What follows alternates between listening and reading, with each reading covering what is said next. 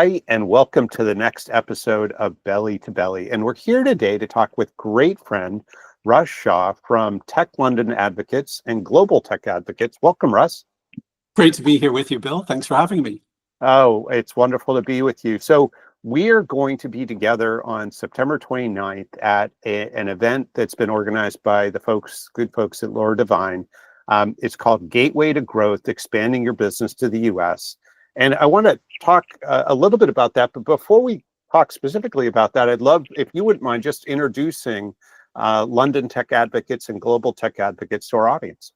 Great, thank you for that. So I founded Tech London Advocates back in 2013 as an open, inclusive, free-to-join community of tech leaders, all coming together as volunteers to promote and support tech startups and scale-ups.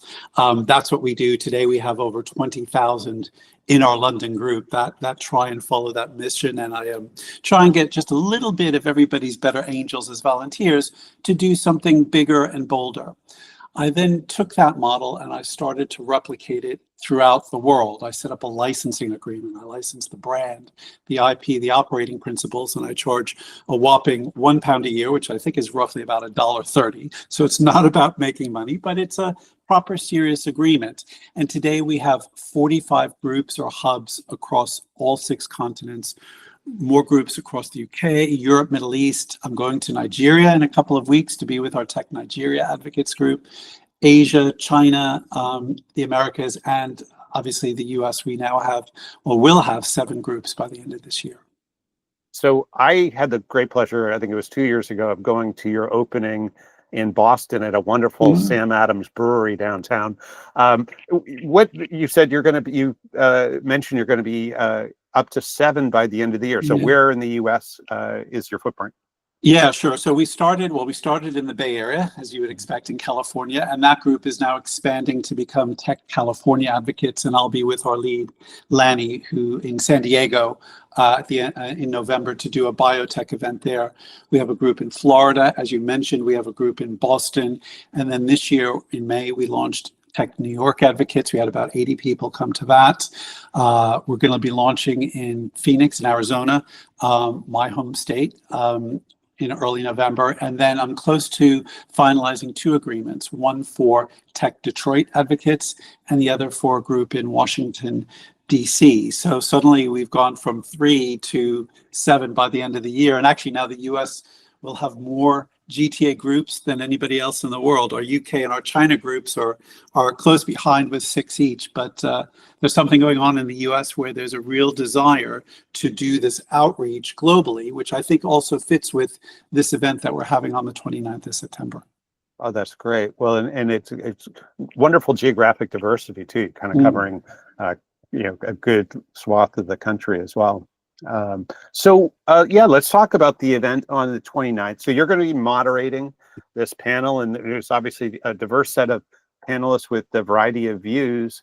The U.S. historically is complex for companies to enter. Are there particular things that you're hoping that founders get out of the conversation? Yes, I think there's quite a few, and which is part of the reason why I agreed to moderate this session. Many of our startups and scale-ups here in the UK often look to the US as the holy grail for international expansion for many good reasons.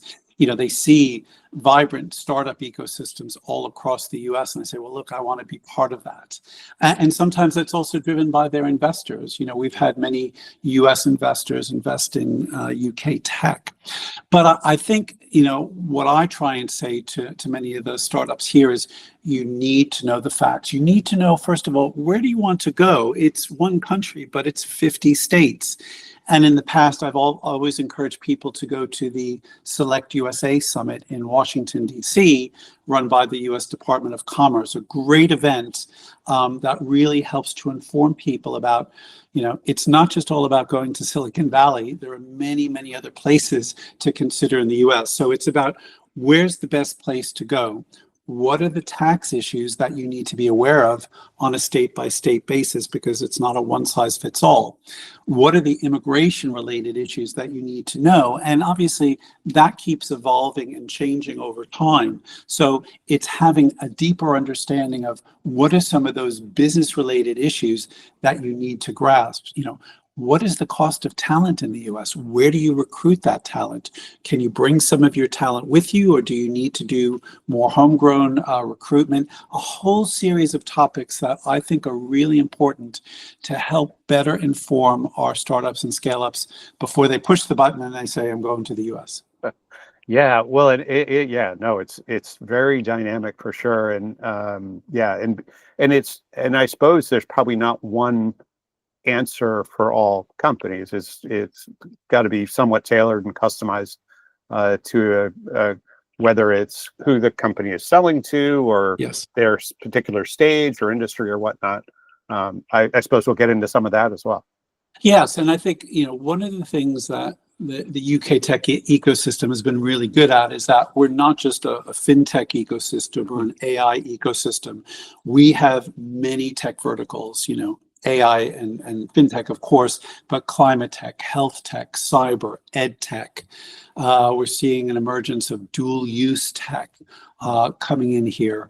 And so having such a diverse group of tech verticals, as you look to the US, if I'm a fintech business, should I be going to New York, or should I be going somewhere else? If I'm in ed tech, is there a better place for me to set up my business? If I'm an AI company, is it really the West Coast that I should be going to, where all the big tech companies are building their large language models? So I think part of the discussion should focus on that, and to hear from experts from the US to say, these are some of the areas where you might want to consider if you're a specific type of tech company.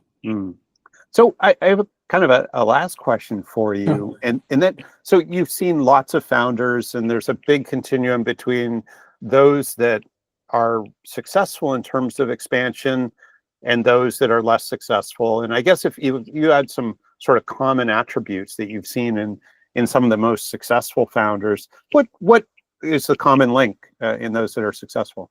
Yeah, with respect to international expansion, it's doing their homework, really knowing before they actually start spending a lot of money and investment, what is it that they're going to get into? And I've mentioned to you previously that we have a platform on our Global Tech Advocates website called Launchpad. And all of our 45 groups covering over 70 countries have made a submission to that, which is basically, what do you need to know before you go? What are the top tips for expanding to New York or the Bay Area? Who are the people that you should be meeting? What are the government agencies you should be getting to know? What are the right events that you should be going to where you can efficiently and effectively network, and a whole host of other things? So the companies that I come across who've done that really well have done their homework. And they've also looked at, do I need to register in the state of Delaware, or is there somewhere else that I should, it's those types of questions that they've kind of done their background, they've done their research, and they said, okay, we're ready to do this. And then I think for those that go to the US, having at least one US-based investor is also quite useful, because you've got somebody on the ground somewhere in the US who can advise you, who can help navigate if you run up against roadblocks or just don't know what you should be doing. That, I think, has been an added plus as well. Oh, that's great. Yeah, no, it's funny that you mentioned the resource platform that you have in terms of global expansion, because we did a survey of successful expanding founders a few years ago, and the number one thing that they each identified, which was most important in their success, was the network they created in the new marketplace that they expanded to, and that having that local intelligence, the local connection and support and all of that just is so impactful. And it just makes so much sense. It is. And then also, certain hubs have a deep knowledge of what's going on in certain aspects of tech. I mean, my hometown of Phoenix is clearly becoming the chips hub of America.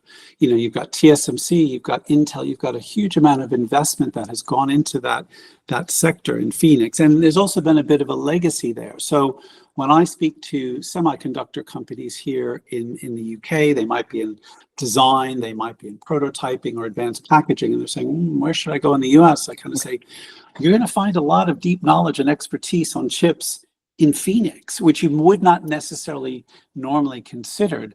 But it's an interesting market, and factor that into your thought process in terms of where can you go to people on the ground. If you've got somebody as an investor, great. But if you don't, where can you find a like-minded group of leaders coming together who know your sector really well? And you definitely find that in Phoenix on semiconductors. Oh, that's fantastic. Well, I cannot wait to see you on the 29th. Likewise. I'll certainly put the details for that event down below in the description. Is it okay if I put information for Tech London Advocates and Global By Tech all Advocates means, just there as well? tag us there, tag me on that link as well. If anybody wants to join our community, just reach out to me. We'll happily welcome. And I'm looking forward to the 29th because I get to ask you the question. Brilliant. Excellent. Such a pleasure. Thanks so much, Russ. Thank you, Bill. All right. Bye now.